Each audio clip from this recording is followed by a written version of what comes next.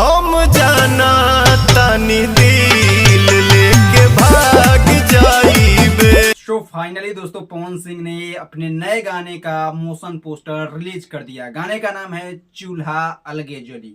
जो इस गाने का बहुत दिनों से एक हाइप बना हुआ था, क्योंकि ये पवन सिंह के अपने म्यूजिक डायरेक्टर प्रियांशु सिंह के अपने चैनल मीरा म्यूजिक से आ रहा है। हालांकि इसका एक बैकग्राउंड क्लिप भी रिलीज हुआ था, जिसमें एक ब्लॉग कह सकते हैं, जिसमें प्रियांशु सिंह ने इस गाने का जिक्र किया। पवन सिंह का एक वीडियो ऐसा वायरल हो रहा है जिसमें वो एक मस्ती अंदाज में दिखाई दे रहा है, और पता चल रहा है कि ये गाना कहीं ना कहीं एक कॉमेडी अंदाज का है, जहां तक मुझे पता चल रहा है, और उसमें पवन सिंह ने बताया भी है।